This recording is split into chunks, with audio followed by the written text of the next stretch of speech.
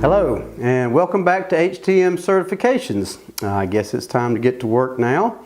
Today we will begin our review on electronics. Of course, we will look at digital electronics and analog, and we will also cover alternating and direct current. We will also use a variety of online formats to present all this material. We'll look at videos, we'll look at some sample questions and problems that we will solve along with some blogs we also use. So each participant can share their own knowledge and ask questions of other review attendees and of course myself. Once the basics have been covered, we will go through some focused presentations on electronics with the exam in mind. However, there is no way to know exactly what type of questions you're going to run into on the exam, and that's why we want to cover as many areas of electronics and then proceed to a more focused study material. Once that focused presentations have been reviewed and studied, we will set up some online review sessions, and that way we'll be able to talk about the information that was presented and what areas will most likely help you during your exam. So some of the areas we will cover will of course be, things like the law of charges, alternating and direct current, meters versus scopes and how they measure different electronic values and how this could be applied during the exam. And of course, you can't review any electronics without having Ohm's law and Kirchhoff's law, all the electronic formulas and how to manipulate those formulas and the power formulas also. So we want to be able to feel comfortable with all those. We're also going to look at the electronic components and their basic functions, all the way from resistor color codes like you can see here.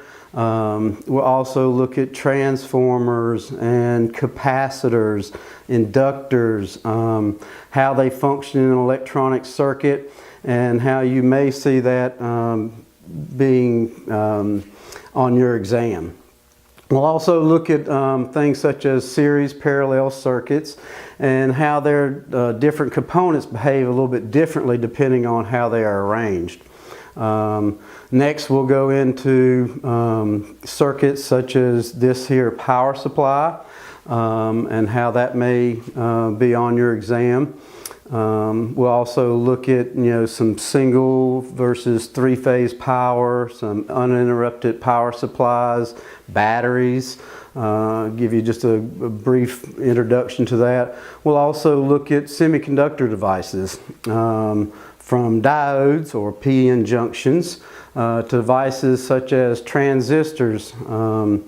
These transistors, such as the ones here, NPN and a PNP transistor, and we'll talk about how they are different and their modes of operation, such as a Class A, Class B, or Class C amplifier.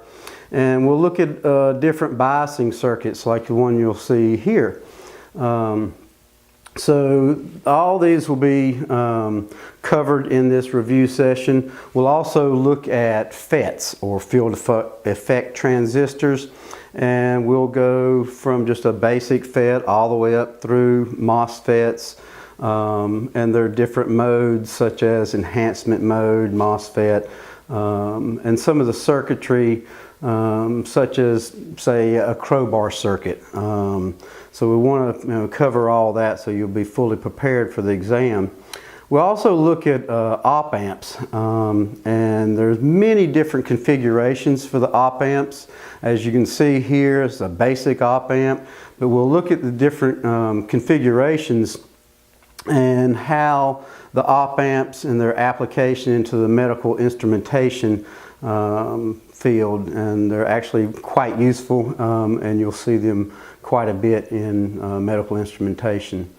Things such as integrators as opposed to differentiators, and how that all relies or relates back to some of the high pass, low pass filters and things of that nature. Next, we'll go into some digital electronics, such as some of these gates.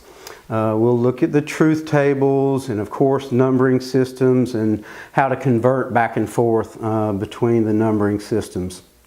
We'll also look at some Boolean expressions.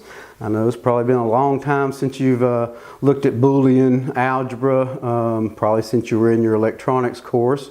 But we'll look at all that, and then we'll go into flip-flops, such as this circuit here, a JK flip-flop or a D flip-flop. So those will be some of the highlights we'll be looking at. And then we'll also look at some of the terminology used that may be on the exam. And we'll also look at some troubleshooting techniques. And all this is designed to help ensure that you will do well on your exam. So with all this information needed to be covered, I guess it's really time to get to work.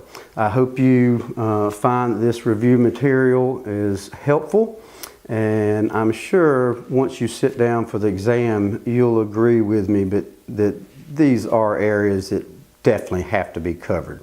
So I hope you enjoy this, and good luck. Thank you very much.